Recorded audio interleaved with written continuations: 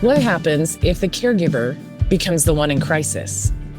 What happens if your loved one can no longer speak for themselves and no legal documents are in place? Who gets to make the decisions? Who gets access to the money? And who gets locked out completely? As caregivers, we spend so much time focused on daily survival that many families never stop to prepare legally and financially for what happens next. The reality is that the lack of an estate plan can destroy families emotionally, financially, and relationally. Today, we're talking about why estate planning matters for every caregiver, not just wealthy people, and the documents that can protect your loved one, your finances, your peace, and your family legacy. Welcome back to Chat with Nat, Conversations That Count. Today, we are talking about estate planning, the importance of it, and specifically the documents that can help set things up the way that you want for your own future, the way your loved one wants for their future, but to protect a family and a legacy. This topic matters because caregivers often discover too late that they don't have the authority they need to do the things their person requires. Families will end up in court, siblings fight, accounts get frozen. Medical decisions become chaos, and stress skyrockets during already emotional situations. Today's episode is brought to you by Casa de Confidence Productions. Julie and Dan Collins are the kind of team every podcaster dreams of, supportive, professional, and incredibly talented at helping your voice come through clearly and confidently. If you've ever thought, hey, maybe I should start a podcast, go connect with them at casadeconfidence.website. My money tip for this week goes right along with today's episode topic. Estate planning is not about preparing for death. It's about protecting the people you love while they're still alive. The biggest financial disasters often happen from lack of planning. Probate can be expensive and time-consuming. Caregiving can drain retirement savings quickly. If accounts, titles, beneficiaries are wrong, assets may not transfer the way people assume that they will. Many caregivers are paying bills out of pocket without legal protection. Long-term care costs can devastate families without proper planning. And the proper planning that we're talking about helps avoid frozen bank accounts, family disputes, delayed care decisions, court involvement, unnecessary taxes and fees. So I hope you'll walk this path with me today, maybe take some notes, or if you have an estate plan in place, maybe just listen and make sure that there's not any components that I'm going to talk about today that you don't have in place. But let's jump into this topic and talk first about why caregivers must understand estate planning. The truth is, we're the ones that are often handling the appointments, the medications, the finances, the transportation, the emergencies, the housing decisions. But legally, we might have zero authority. Being the child or spouse does not automatically give you legal rights. Hospitals can restrict information, banks can deny access, doctors might require legal documentation. Families often assume we'll figure it out later. But later usually comes in the middle of a crisis. You know, my brother and I avoided this topic, avoided this conversation every time our parents brought it up until the point that my mom was diagnosed with dementia. Now, in that couple of years prior to my mom being diagnosed with dementia, I got into the financial industry on the personal finance side. I have a background in finance and accounting from corporate America, but it's a whole different ballgame.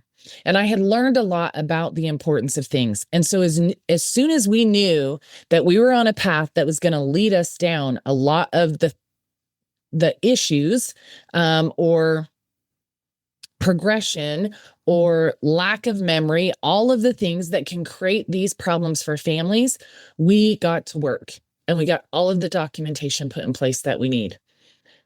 Because of that, it has been easy for me to advocate for my mom, to be her voice when she doesn't have her own to use, to ask questions, to get the help we need to make my caring for her as simple, as complete, as confident as possible. I can make the hospital decisions, the doctor decisions, the equipment decisions, all of those things. But it's all because we set things up the way we needed to from the get-go. The truth is, as caregivers, we're already overwhelmed. Legal confusion just adds another level of trauma and tension for us. Caregiving becomes harder when every task becomes a legal obstacle. I cannot imagine some of the things I've walked alongside my mom and her diagnosis, her decline the last, 7 or 8 months now. I cannot imagine trying to navigate through that, not having the documents I need to be able to make choices, give directions, all of the things. Caregiving is heavy and hard and joyful and beautiful and a gift. But the heavy and the hard can absolutely paralyze you, especially when you're talking about legal topics, financial topics. I want to give you an example.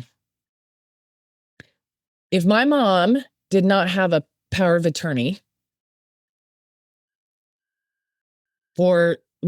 let me step back a little bit. When we set up my parents' trust, we not only set up the primary power of attorney, executor to the trust, all of the things, we set up the secondary as well, because we didn't want to run into an issue down the road where if something happened to dad before mom declined and could no longer make those kinds of decisions for herself, that my brother and I had to go back and go through a whole process from a legal perspective.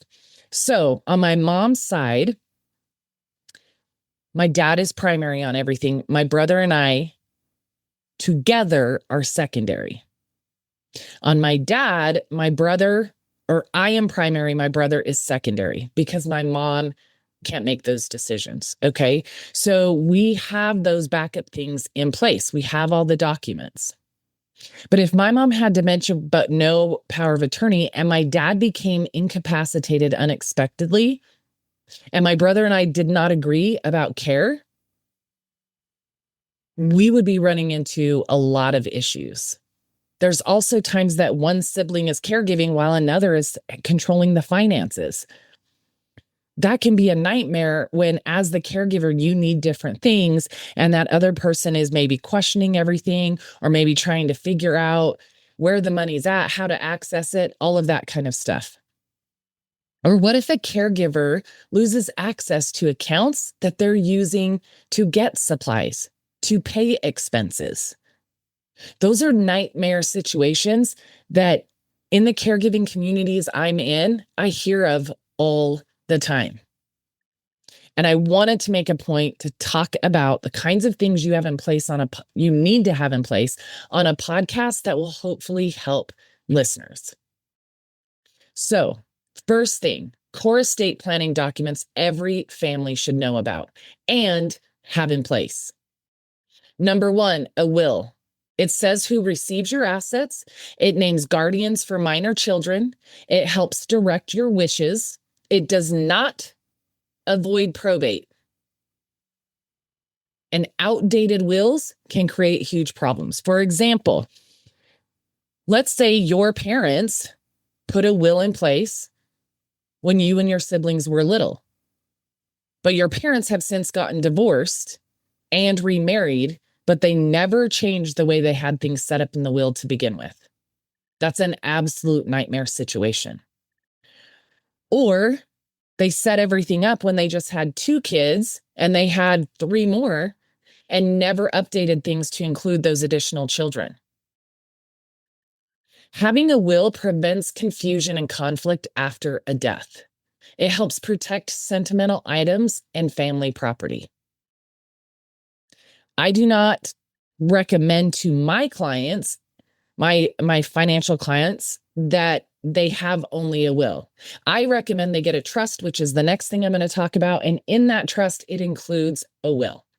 It includes a living will that designates where everything goes, but that lives within the trust. And the trust, number 1, helps to avoid probate, offers privacy, keeps everything from being public, can help organize asset distribution, and can create smoother transitions. From a caregiver's perspective, a trust can be really helpful for blended families, which they're everywhere these days. There's often nuances there because of second marriages, additional children, whatever the situation is, that can become really difficult to manage when you lose a loved one. They can also help caregivers when it comes to special needs planning. They're helpful when caregiving costs are rising, and they can simplify management if incapacity occurs. So, number one, the documents I'm talking about today are important, but it's important that you don't just have a single level of beneficiary, a single level of power of attorney. It needs to be, what if something happens to that person? Who's next in line to manage this part or the overall thing, however you set it up for your family? And it either needs to be set up to say, like my parents, for example, my parents had 2 kids. My parents are like, look, we're going to keep it very simple. Everything gets split 50-50 between you and your brother.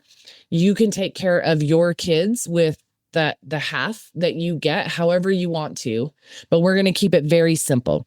It all gets split 50-50. If there are tangible items that you don't agree on, they get sold and you split the money 50-50. They kept it very simple and straightforward.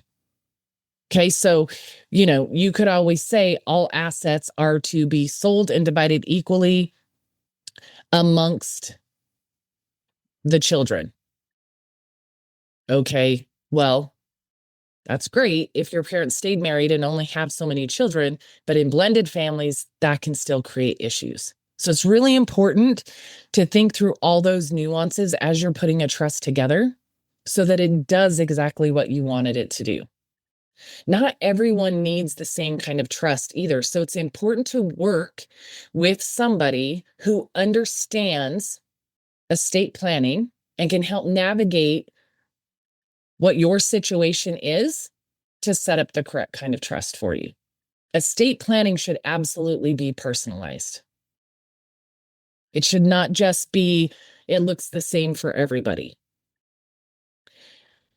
The next thing that you should have in place is what's called a durable power of attorney, or POA. This is huge for caregivers. It allows somebody, in my case with my parents, it allows me to handle the finances and legal matters on behalf of my parents. This is a critical document to have if someone becomes incapacitated. So, for example, with my mom's dementia, she is beyond the point where she can make legal decisions, financial decisions for herself. So it is a game changer for my dad to be primary, my brother and I to be secondary on her power of attorneys to make sure things happen the way she wants, to make sure if she becomes completely incapacitated in a hospital that we're making the decision she wants. And it actually makes it really easy to not be put in a position where you're making a last minute difficult decision in the middle of an emotional crisis, because you can have a copy of that power of attorney in place already. So you're not juggling around what's going on, what decisions need to be made. The hospital already knows who to come and talk to for each type of decisions or conversations that need to be had. Okay? Without it, families oftentimes will find themselves in court fighting over guardianship of a loved one. And here's one thing that I believe is your older loved one you're taking care of would not want that. Like maybe your situation is complicated. Maybe there's a lot going on. But let's say that there are siblings or family members for that whatever reason that aren't included in something. If that's not documented, you're going to have a problem fighting that, and your family's going to likely end up in court. Okay? But when you have the right documentation, if there's reasons that certain people aren't in certain aspects of those documents, it's set in stone. And putting this together sooner than later is vitally important in my opinion, because then if that is occurring, you can let people know. Or if, like in my case, when my parents still lived in Utah, closer to my brother, he was the primary backup medical power of attorney. I was the financial power of attorney because I can manage all the finances stuff from 1,200 miles away in Texas, but I couldn't necessarily be there to handle all the medical stuff. When my parents came to live here, I am primary for both, but there is not a single thing, save my mom's monthly supplies that my brother already knows that I'm ordering, but of any substantial amount, more than probably a couple $100, that I don't call and run past my brother. And he tells me all the time, I trust you. You don't need to tell me everything. It's important to me that he feels like he understands what's happening and that he is a part of the process, even if it's from a support perspective. So that's how we handle it. But I know the financial piece can be one of the ugliest pieces that families have to walk through in this process. Okay. So we'll go into some more of those things. I kind of jumbled a few things together there. But let me kind of dial back into that power of attorney. It gives a person or persons the ability to pay bills, access bank accounts, investment accounts, etc., handle insurance issues, manage property, and be able to sign documents on behalf of your loved one. Imagine trying to care for somebody full time while simultaneously fighting institutions just for access to help them. I know people are doing this every single day. Like I said, in the caregiving communities that I am in, there are people struggling in every area of caregiving. But having proper documentation, having access to the finances assigned to the person who is caregiving or to somebody that is very involved as a support to the person caregiving does not exist the way that it should. And there are people who are just lost, trying to figure it out, trying to provide for their loved one, but hitting a wall with whoever manages the finances on not wanting money to be spent. And yet there's a need for the loved one. And so a lot of times they start dipping into their own pockets to cover things like that. Power of attorney, very important. Okay, so that was durable power of attorney. The next power of attorney you need to have in place is medical power of attorney / healthcare proxy. This is the person who makes medical decisions. Very important during emergencies. Definitely helps avoid family conflict. Gives clarities to doctors and hospitals. Again, that paperwork can be provided to the institutions necessary to make sure they know who to talk to, who should have access to different things, and stop the conversations from going all over the place. They know exactly who to go to talk about whatever's on the table. It's a financial issue, it's a medical issue, or whatever. Those power of attorneys are game changers in every single family. And the reason I say that is because all of us are going to die. None of us are invincible. Every single family should have these in place. And I recommend you have them in place long before you ever need them. These are hard and heavy conversations to have, even if everybody is on the same page. Have them early and get them over with. It saves so much stress later because you honestly don't know. Something could happen tomorrow to a very healthy 30-something, 40-something family member. It's not always just our parents as they're aging that start to decline and need these kinds of things in place. It's all of us. And once your children are 18 years old, there are some rights you don't have as their parents anymore. So I would recommend that you get these power of attorneys in place as soon as your kids turn 18 years old, so you can make the decisions that might become necessary. This is especially important when you're talking about dementia, memory care diagnoses, where progression happens over time. My mom's decline was, yeah, she was slowly declining physically and from a memory perspective, very slowly for 3.5 years. But then it was like overnight. And I hear those examples all the time. They take a drastic turn all of a sudden at one point. Not all of them. A lot of them are just a slow, steady progression for years and years and years. Every diagnosis is different for every person.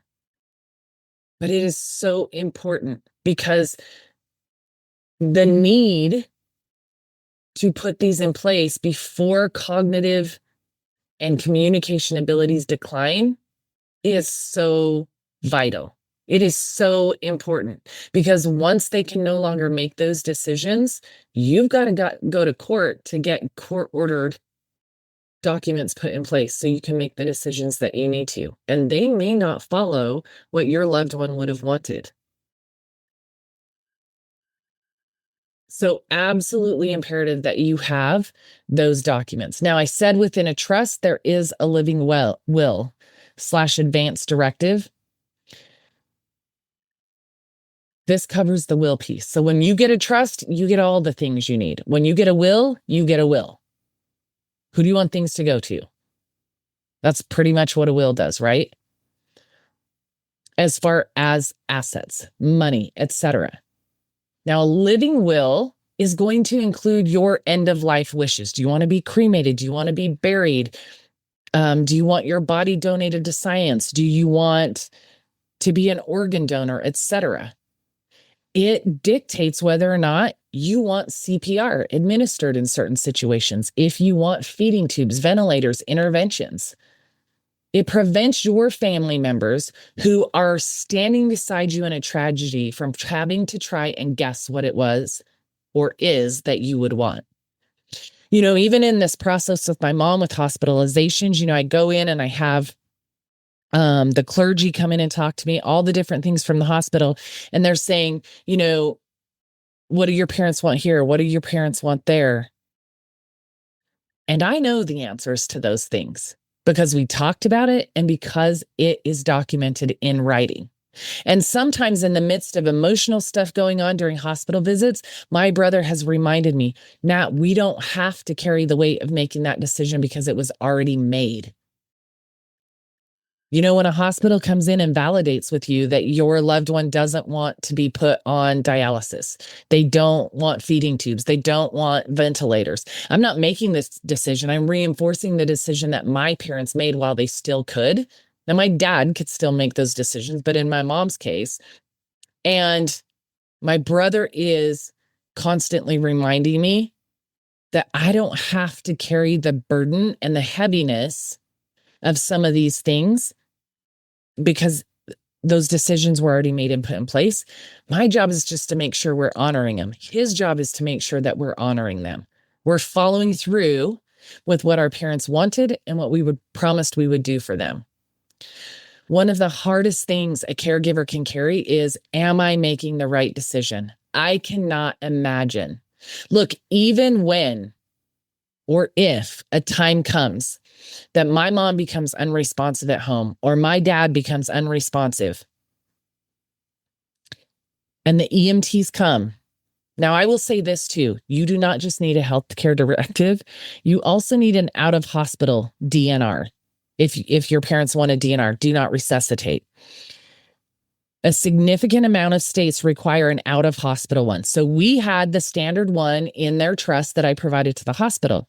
The second time my mom was in the hospital, when the clergy came up to talk to me, they were asking me about if I had an out-of-hospital DNR. And I'm like, I just have a DNR. And they're like, oh no, in the state of Texas, you have to have an out-of-hospital DNR or the emergency responders will absolutely, they are required to resuscitate, to start life-saving measures.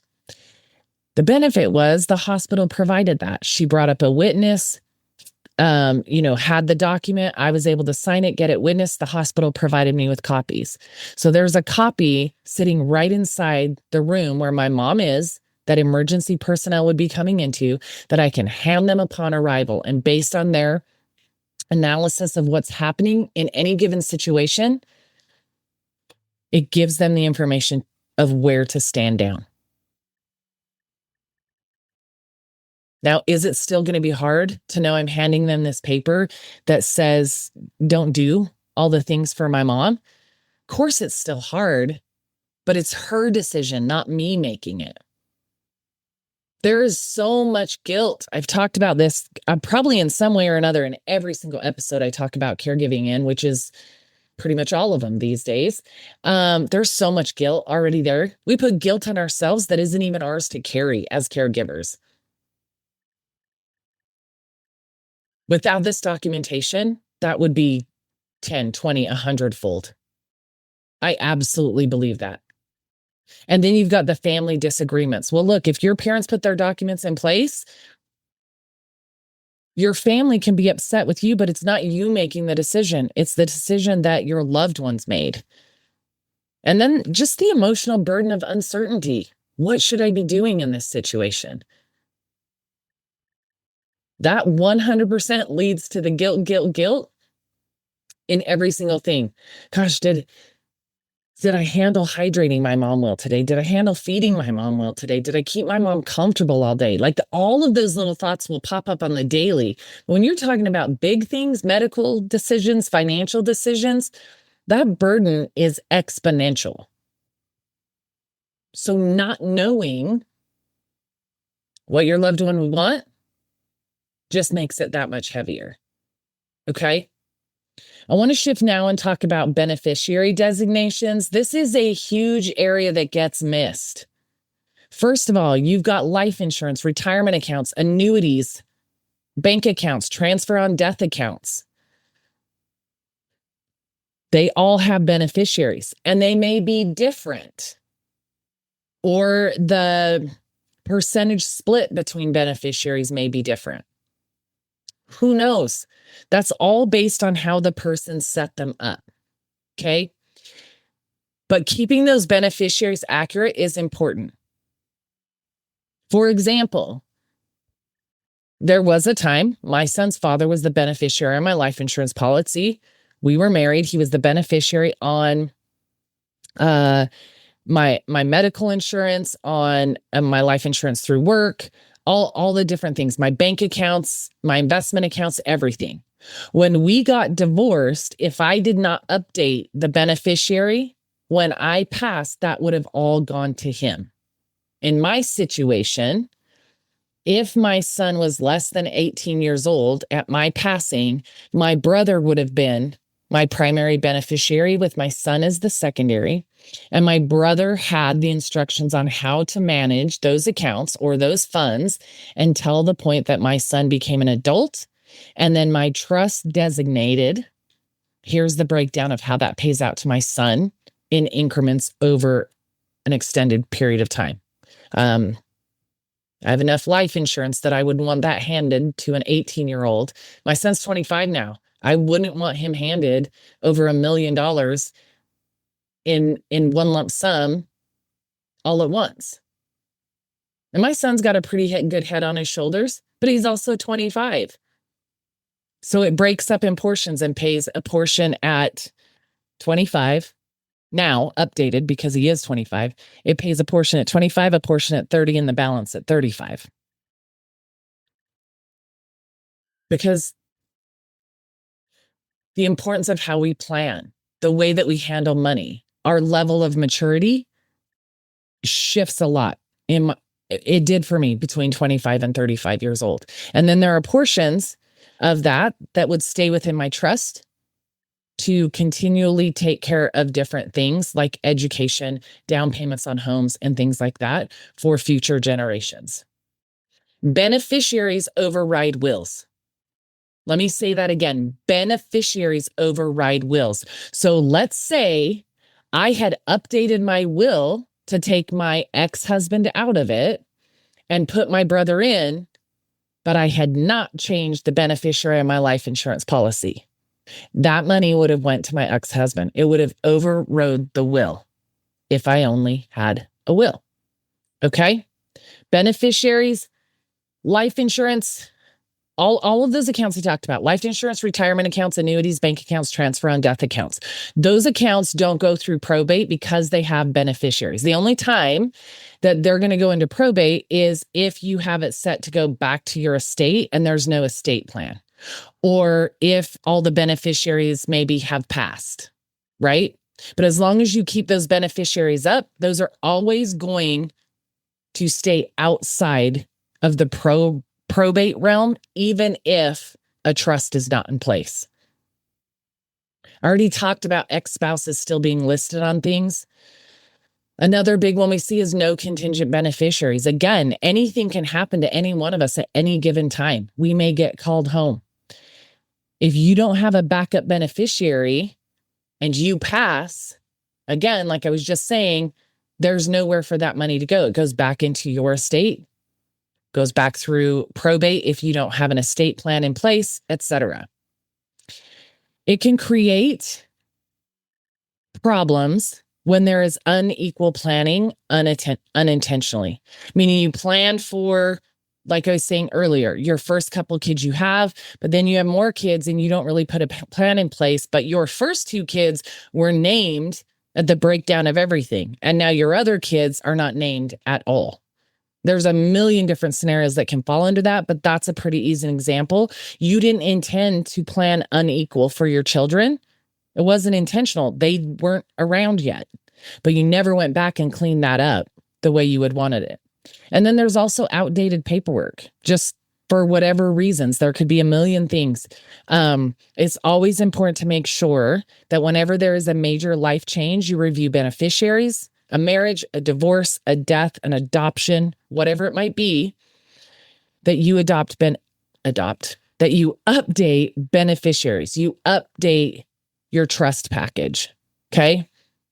And yeah, it costs you a little bit if you need to make some changes, but it's a lot less than what it's going to cost your family to have to run things through court if something got overlooked, or the impact it could be to somebody that's left out and there's nothing they can do about it. Next, I want to talk about estate planning and dementia cognitive decline. Okay. It is important it's important to, in general, to do this. But timing matters, legal capacity matters, because once competency is lost, options become limited. And I did talk about this a little bit earlier. As soon as my mom was diagnosed, before it was determined she could not make legal and financial decisions for herself, as soon as she was diagnosed, we got to work on getting this paperwork in place. And if I could go back now, when my parents were maybe in their 50s and 60s and wanted to sit down with us, I would go back and have those conversations even then. You know, luckily, we were in the situation that we could put everything in place we needed to because I knew what we needed to do. Now, granted, in my 40s or 50s, I didn't do what I do now. I didn't understand how everything worked. And that was part of why those conversations never happened. My brother and I are like, we do not want to talk about you guys dying. That's depressing. But the truth is, it's a lot easier to talk about when they're still here than in the midst of losing a loved one and trying to figure out a hot mess. Okay. Families often will wait too long out of denial. How much does this sound familiar from the story I've shared about my own family? We didn't want to talk about it. We were in denial that, you know, someday they were going to die. It was uncomfortable to talk about, fear of having those hard conversations. And so we kept saying, we'll do it later. We'll do it later. We'll do it later. And if you're watching this on video behind me here, I'll grab it. This is my parents' red folder.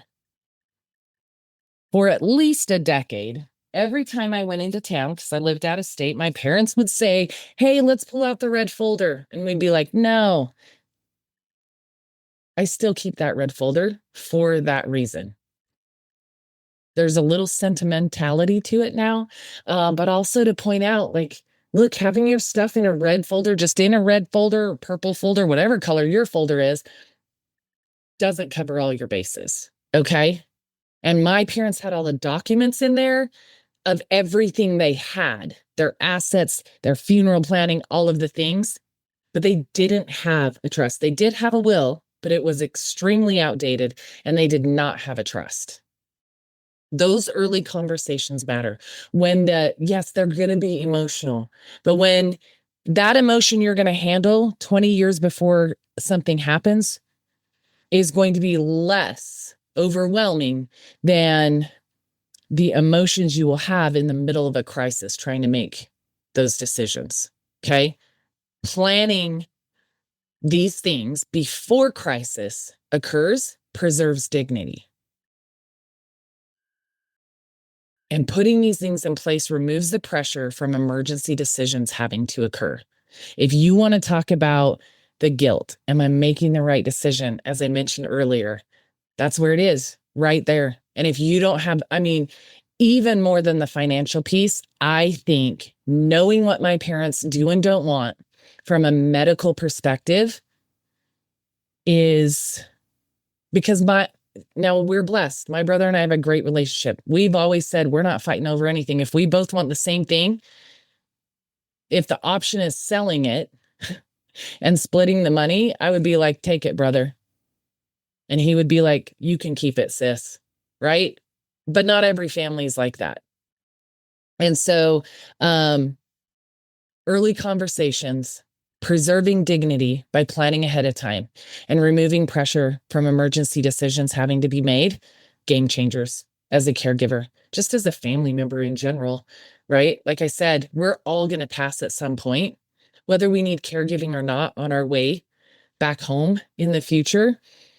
These things being in place is just, in my opinion, an incredible way to show love to your family and the legacy you created through your family by having those things in place so they don't have to carry the stress and wonder what you would have wanted. The financial impact of not planning. Okay, let's get real.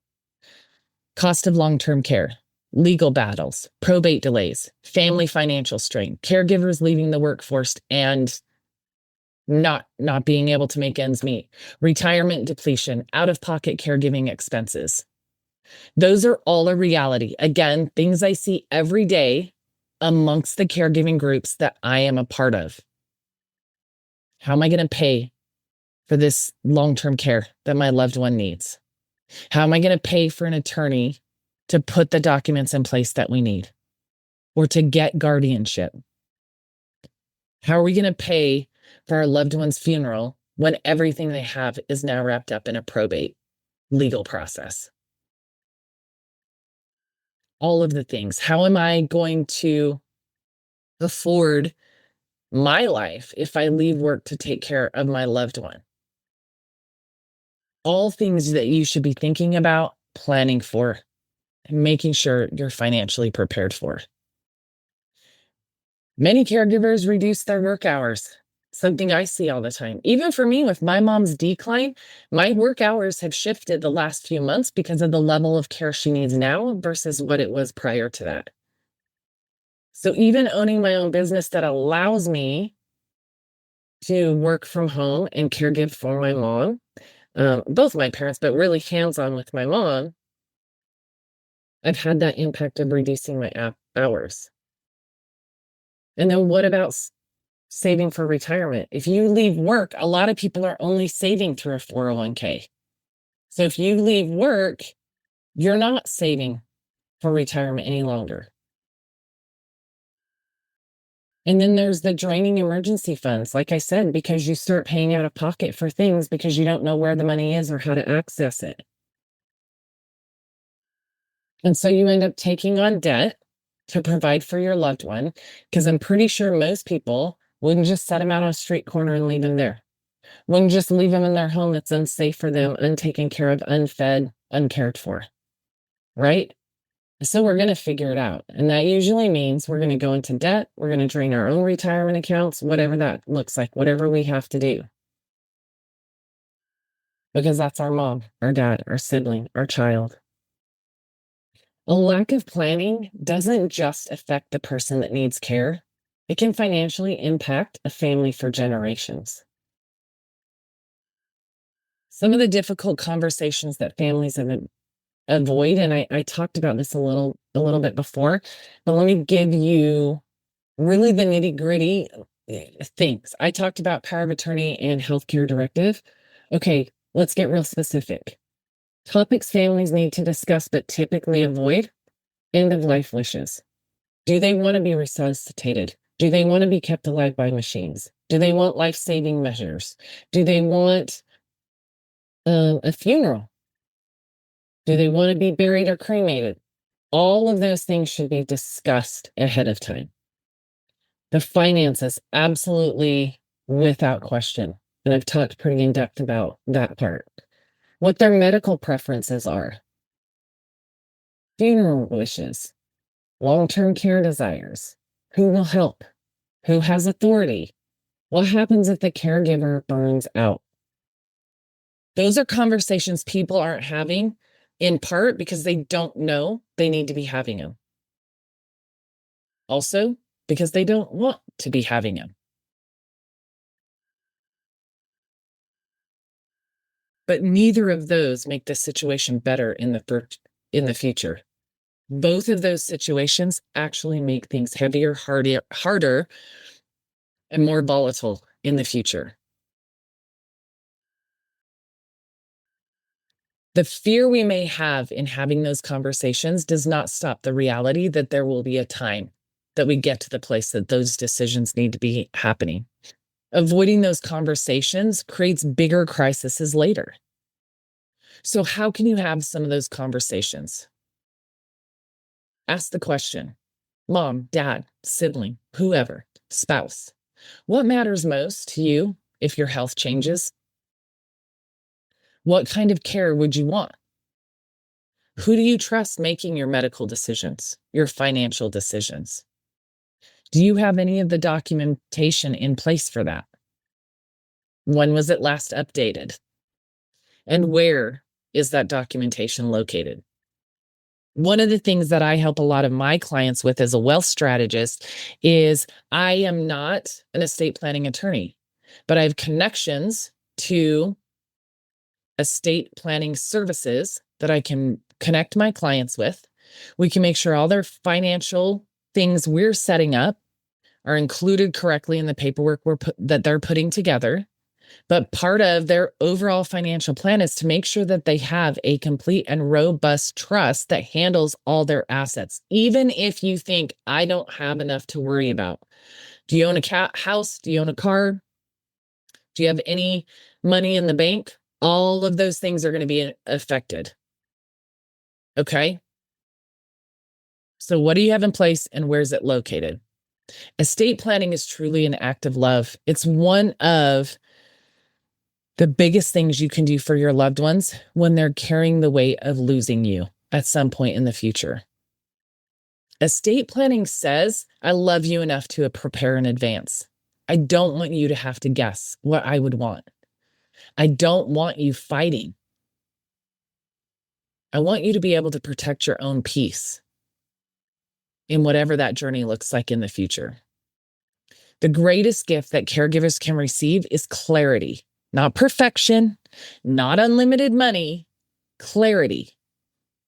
What would you have wanted? How do you want things handled? Who do you want involved? What decisions do you want being made? My hot take for the week: too many families spend years avoiding uncomfortable conversations and then spend months or years living in the chaos that follows. Estate planning isn't morbid. Get that out of your head. It's responsible, it's loving, it's protective. And caregivers especially need to stop assuming someone else has it handled. If you are looking at becoming a caregiver for a loved one, before you ever step into those shoes, you should ask, where's the money? How much is there? Do you have long-term care or living benefits in place? Who wants to be a caregiver? What do you want? Mom, dad, spouse, sibling, child? If it's a child, I guess is the parents you're deciding that, but what would you want? When crisis hits, paperwork matters. Authority matters. Being prepared matters. You don't rise to the occasion in emergencies. You fall to the level of your preparation. And I think that can be said about a lot of things in our lives, but I'm going to say it one more time. You don't rise to the occasion in emergencies, you fall to the level of your preparation. And if you are not prepared, your family are the ones who will be falling. And so that is my challenge to you as a caregiver, to immediately have conversations to understand all of the components of what I've talked about today, if you don't already. But even more importantly, to put these things in place for yourself. If you need help, if you have questions, I would love to be a resource for you. You can reach out to me at no cost to have a conversation about questions you have, concerns you have, things you need to put in place for your own family. And I promise you, there will be a lot of it I can help you with. But if I can't, I'll get you connected to the people who can, that I have trusting relationships with. Okay. So I'd love to be a resource if you need it. You can reach out to me in the show notes, wherever you listen to this episode. You can also connect with me on Instagram, Natalie Kime. That is the main place I post all of my caregiving content, and which includes the work that I do. Being in the financial sector has made it so much more important for me to talk about caregiving and being properly prepared. And I think those two things just kind of came to be on purpose, because that's the calling that I was going to walk when it comes to my business and my career. I want to encourage you guys to review any products or policies you have that include beneficiaries this month. Make sure that you dig through and locate all important documents. If you can't find them, you need to replace them. You can't keep saying, oh, I'll keep looking, I'll keep looking. Nope. If they're not there, recreate them if at all possible. They might have needed to be updated anyway. Have at least one difficult conversation this week, even if it's just to ask mom and dad, what do you have in place for when you pass? Or spouse, what do you want things to look like when you get called home? Or maybe you started by saying, hey, kids, spouse, here are the things I want when that happens.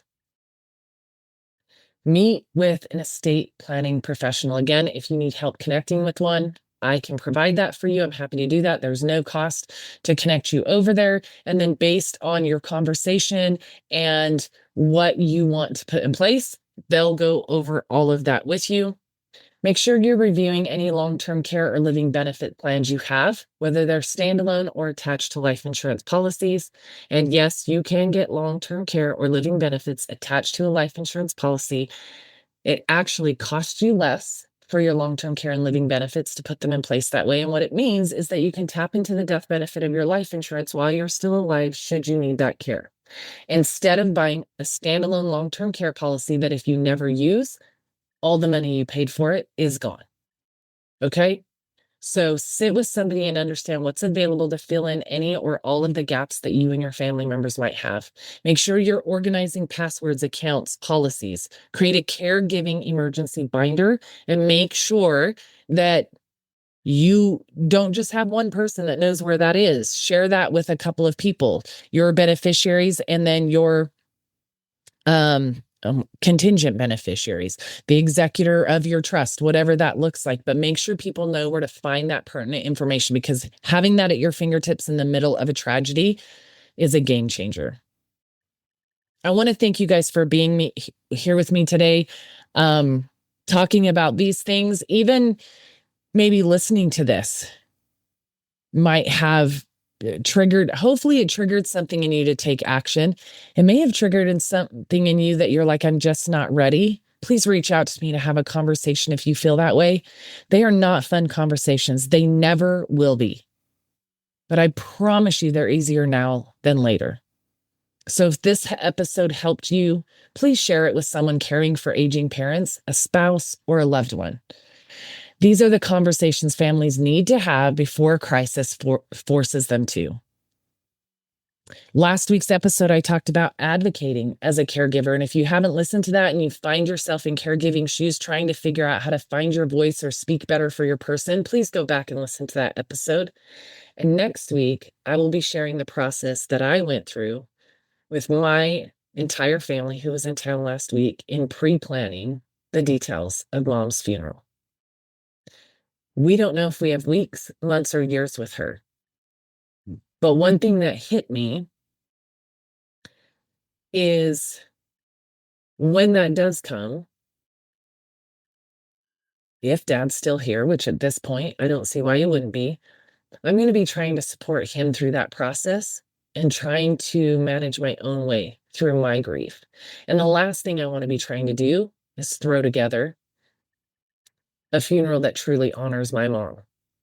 So when you want to talk about difficult conversations, my family and I had those last week. But the weight that it lifted off my shoulders and the peace that it gave me was immeasurable. To know that even at that level, we are now all on the same page, and it's just a matter of making phone calls and triggering actions whenever that time comes. About 70% of us are going to need some form of long-term care in the future once we reach age 65 or older. Millions of Americans are unpaid caregivers. Probate can take months to years, depending on the estate and the state they reside in. And a large percentage of Americans do not have updated wills or power of attorneys. So if that's you, please, please, my call to action is to take action in that area. I want to thank you guys again for being here with me today. And I want to challenge you to take the time to do the heavy and hard things, because at the end of the day, protecting your loved ones is the ultimate goal. Leaving less of a burden, less concerns when they're in an emotional situation, I think is probably what we would all want. So I challenge you to make sure that your family has the paperwork that protects them when the time comes. I'll see you again next week on Chat with Nat, and until then, stay safe.